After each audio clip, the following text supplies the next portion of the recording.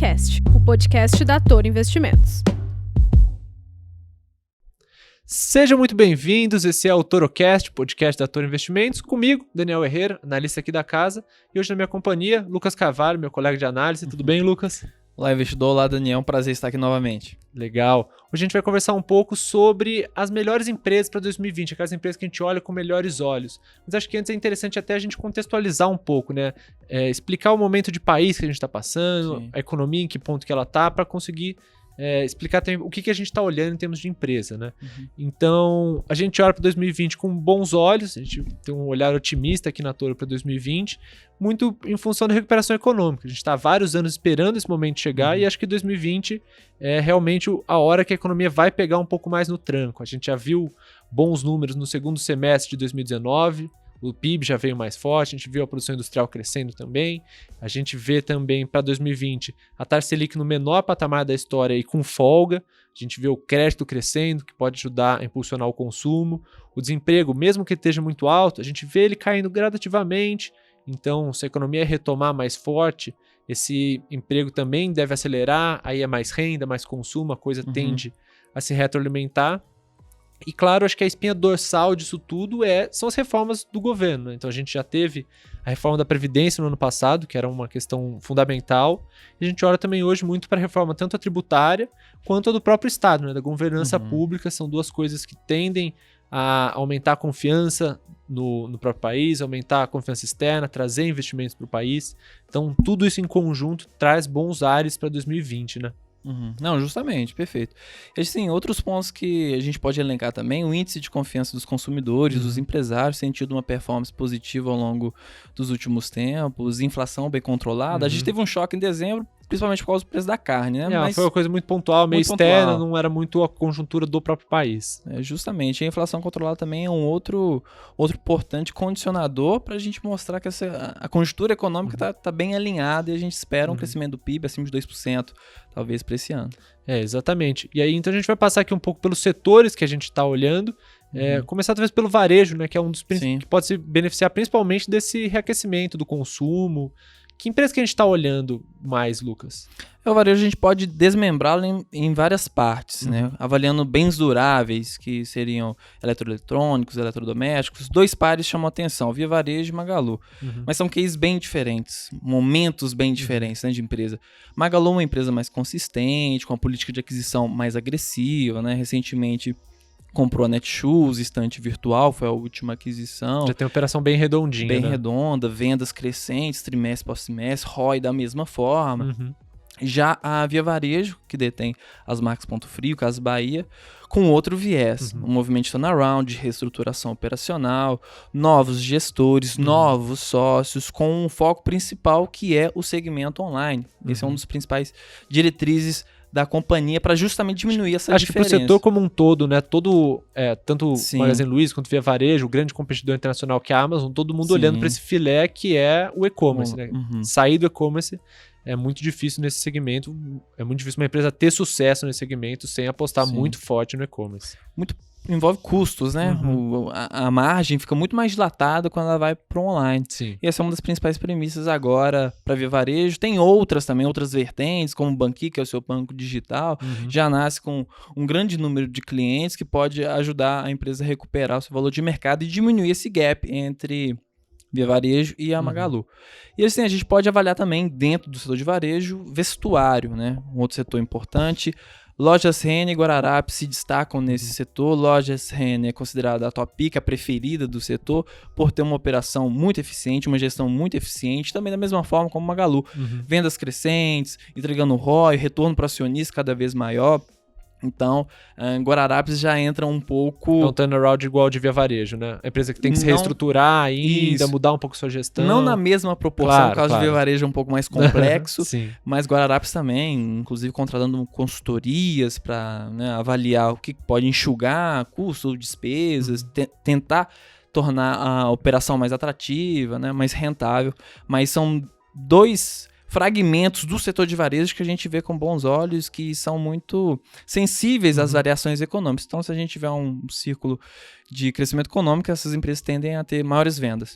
E é bacana que você trouxe essas duas comparações, porque elas mostram dois tipos de investimentos muito diferentes, né? Um é Magalu, a Loja Sena, que são empresas consolidadas, que você vai apostar num negócio que já está mais ou menos rodando legal, mas que, claro, por isso vai ter preços mais salgados, vai pagar um pouco mais... Múltiplo mais alto, né? O múltiplo que a gente chama, né? A comparação do preço com o valor da empresa vai pagar isso um pouco mais caro, enquanto as outras empresas que são apostas um pouco mais arriscadas, porque a reestruturação sempre pode dar errado, né? Você tem a lição de casa para fazer, pode não rolar. Mas por isso também você costuma encontrar essas empresas com múltiplos mais descontados, o que a gente chama de comprar mais barato. Perfeito. Então tem para os dois tipos de investidor. Aquele que é um negócio um pouco mais redondinho, mas que aí talvez você vá ter um espaço de ganho menor, e outro investimentos um pouco mais agressivos, que aí, claro, você vai ter também um benefício maior caso ele dê certo. O famoso risco-retorno, né? Exatamente. Então, tem esse viés, mas são dois casos importantes aí dentro do setor de varejo. E um outro setor muito semelhante também é o de shoppings, né? Que também, com o consumo pegando tração, tem muito a se beneficiar disso. Acho que o que a gente gosta mais hoje é BR Malls, né? BR Malls tende a ter uma performance mais positiva, principalmente por causa do público, né? Um classe C. Então, essa redução do nível de desempregados na economia tende a fortalecer as suas vendas, a movimentação. Lembrando também que a receita da companhia não vem somente dos aluguéis dos lojistas, mas também fluxo de estacionamento. Então, esse fluxo pode ser aumentado de pessoas que tendem a ter uma maior propensão ao consumo, principalmente se a economia estiver andando de vento e popa. Essas classes C, D, acabam que são as que sofrem mais quando a economia entra em crise, mas também a hora que a recuperação vem, vão ser as primeiras que vão recuperar junto. Então, essas empresas como BR Malls, que apostam muito nesse segmento, tem tudo para acabar surfando bem nesse movimento de recuperação. Especialmente, acho que com a queda do desemprego seria muito positivo para a empresa. E tem a questão não somente do consumo, mas do lazer que o shopping proporciona, que é um pouco diferente de outros países, né? Então, a gente tem um caso bem específico aqui no cultural, Brasil. Né, em volta de shoppings. Justamente. E outras empresas também um pouco nessa linha que a gente está conversando de classe C e D, a gente tem construção civil, né? Que a gente tem, acho que, uma clivagem importante. A gente gosta muito de EZTEC, que é de uma construção de um público mais imóveis mais caros, e a gente tem do outro lado Direcional e MRV, que são mais empreendimentos Minha Casa Minha Vida, para esse público de renda mais baixa, né? Não, justamente.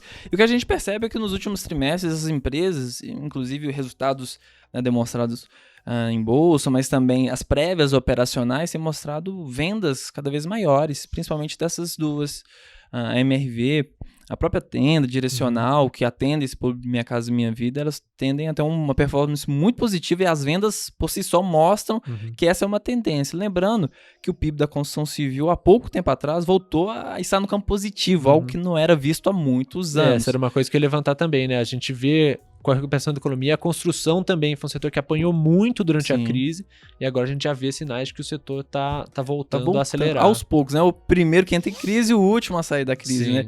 Mas se a construção civil crescer de forma importante, até a questão do desemprego é o setor que mais consome mão de obra. Então é muito importante que esse setor venha crescer para também demandar essa mão de obra e a gente ter aquele processo retroalimentado, né, que você disse, né? Do consumo e tudo mais. Pegando esse gancho da construção também, um setor que acaba também tratando disso, que é o setor financeiro, né? Então, o crédito, a gente falou no começo da questão da taxa de juros está muito baixa, o crédito ao consumo, ele tende a ser uma coisa muito central em 2020. Então, a gente deve ver os bancos que têm grandes carteiras de crédito se beneficiando disso. O próprio crédito imobiliário também tende a ser um veículo importante em 2020, que pode beneficiar tanto essas empresas que a gente citou, mas também grandes bancos como Itaú, Bradesco, que são, acho que os bancos estão mais bem consolidados, que têm os ROIs maiores, que conseguem realmente entregar um resultado mais interessante para o acionista, mesmo no momento que a gente vê muita gente falando de bancos digitais, né? Essa competição, bancos digitais que têm custos muito mais enxutos. Mas não sei se você concorda comigo, eu acho que esses bancos grandes, eles ainda têm muita resiliência, muita capacidade de se reinventar, de ajustar. A gente já vê esse movimento, né? Os bancos grandes reduzindo agências, tentando focar realmente os custos naqueles segmentos que realmente trazem mais rentabilidade para elas. Ah, sim, realmente. É bom salientar também que o Banco Central, inclusive, está estimulando essa competição. Teve alterações nas taxas do cheque especial também. Houve um pouco de alarde para os principais bancos, né?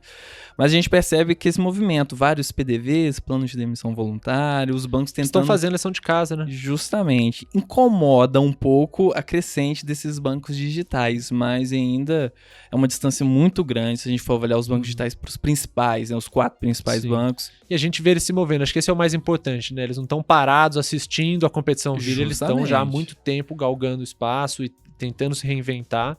E a gente vê não só o crédito crescendo, mas a gente vê inadimplência muito controlada, taxa de juros muito baixa. Então tudo isso tende a dar um impulso muito grande para esse setor. Acho que o crédito, pessoa física, acho que é um dos principais condicionantes para melhorar as margens, a receita financeira dos bancos. Que é muito em função da economia que a gente está falando, da redução do desemprego. Que é um crédito com taxas mais altas do que para PJ, por exemplo. Então é onde você consegue ter uma margem um pouco mais dilatada. Justamente. E um outro setor que acho que também vale muito a gente passar, que a gente gosta já há bastante tempo, é a infraestrutura. Né? A gente vem já mesmo do governo passado, do governo Temer, governos muito voltados para diminuir a máquina pública, fazer muitas concessões, tentar trazer o setor privado também para investir na infraestrutura brasileira, que ainda tem muita coisa para fazer. A gente está falando de rodovias, ferrovias, portos, aeroportos, mesmo a estrutura elétrica, né, transmissão, geração de energia, tudo isso acho que a gente vê com bons olhos. Fala um pouco as empresas que você acha que são mais interessantes nesse sentido. A gente pode falar da Rumo, empresa de concessão, logísticas, principalmente de grãos ali da região do Mato Grosso, para o Porto de Santos. O agronegócio é muito importante, né? Se a gente for avaliar o PIB brasileiro, principalmente em 2016, a gente teve uma safra recorde, como nunca tinha visto antes. Então, o agronegócio é muito importante e a Rumo ela acaba escoando quase todo o cinturão agrícola para o Porto de Santos, que é o principal do país. Soja, milho, celulose. Então, os principais produtos na pauta comercial brasileira com o resto do mundo se passam pelos produtos, né, da Rumo. E tem também o fato de que ferrovia é um transporte muito competitivo, né, mesmo comparando com o rodoviário. Então, a gente tem a esperança também de que o governo comece a investir mais. A gente já viu um outro leilão pontual de ferrovias que a Rumo tem conseguido adquirir. Então, mas a expectativa é de que isso comece a aumentar ao longo dos próximos anos também, que o governo comece a investir mais em ampliação dessa malha ferroviária para conseguir dar mais vazão, principalmente para a questão de grãos, que é central para a economia brasileira. Não, com certeza. E tem outro setor importante também dentro da infraestrutura, energia, né? Que é outro setor que a gente gosta bastante. Né? Muito. E, novamente, com o crescimento da economia, né, um número maior faturado, principalmente de empresas, a gente estava num nível de ociosidade muito grande ali no princípio da severa crise econômica que a gente teve, 2015, principalmente, 2016. Então, a tendência é ter um número maior faturado de energia, não somente para as empresas, mas a indústria principalmente. Mas também o grande consumidor de energia é realmente a indústria, né? Sim, justamente. Então, a gente coloca alguns players importantes nesse setor, Equatorial, Taesa, Transmissão Paulista, mas é bom a gente fazer uma diferença entre Taesa e Transmissão Paulista de Equatorial, porque até mesmo questão de dividendos. A Equatorial está focando muito mais no crescimento no curto prazo para gerar maiores dividendos no futuro. Já Taesa e Transmissão é o contrário. Aquele caso de empresas já tão bem consolidadas, já pagam dividendos bastante altos para os acionistas. Normalmente, quando a gente está falando de investir em dividendos, a gente recomenda sempre pelo menos uma das duas, ou Taesa ou TRPL. Quanto a Equatorial, a gente viu agora há pouco comprando as distribuidoras que a Eletrobras vendeu, então tentando reestruturar, ampliar bastante o seu portfólio para lá na frente começar a pagar para o investidor. Então é legal realmente fazer essa clivagem. São dois cases bem diferentes de investimento. E acho que para fechar essas empresas maiores, acho que não dá para não falar de Petrobras, né? É uma empresa que já vem se reestruturando há muito tempo, o governo vem tentando recuperar a empresa depois de todo o escândalo da Lava Jato, principalmente focando em desinvestimentos, né? Reduzir aquilo que não é o essencial para a empresa, tentando deixar ela cada vez mais rentável e pagando a dívida dela, que ainda é bastante alta. Né? Sim, a política de desinvestimentos é um dos principais condicionantes de valor, de destrave do valor para o negócio.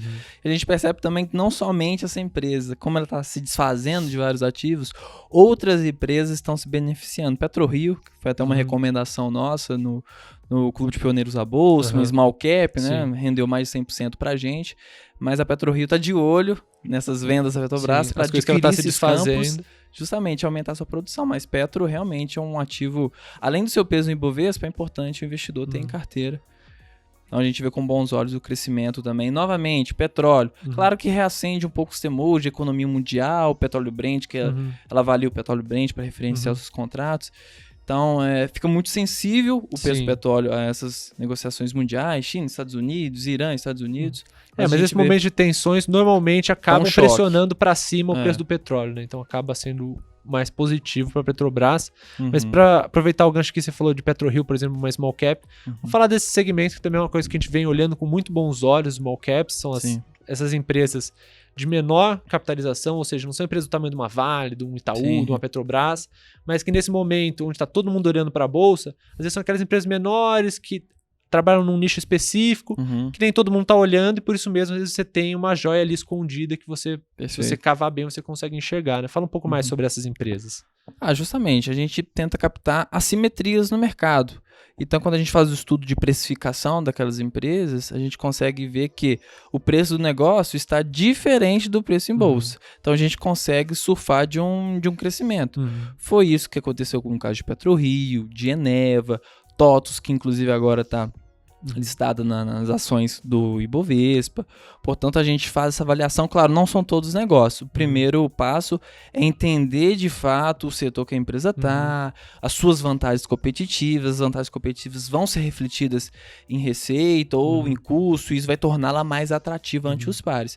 Mas com os modelos de precificação que a gente tem, nós conseguimos avaliar se realmente o preço daquele negócio condiz com o preço em bolsa. E normalmente há alguns probleminhas nesse sentido, algumas defasagens. Para você conseguir essa valorização. Justamente, né? E a gente indica, por exemplo, uma compra e consegue surfar de um movimento de alta bem importante. A gente consegue pegar várias oportunidades muito legais, como as que você citou. Então, acho que a gente passou por vários setores importantes. Vou dar uma retomada aqui. A gente passou por construção, varejo, os próprios grandes bancos, Petrobras, infraestrutura, energia, né, dentro de infraestrutura, e small caps, que é uma coisa que a gente vem olhando com muito carinho. Acho que para 2020 pode ser um segmento para ficar de olho. Então é isso aí, obrigado de novo pela presença, Lucas. A gente vai encerrando o episódio por aqui. Lembrando todo mundo que a gente tá em todos os tocadores de podcast, estamos no YouTube também, então segue a gente lá, vai acompanhando e até a próxima. Grande abraço, tchau, tchau.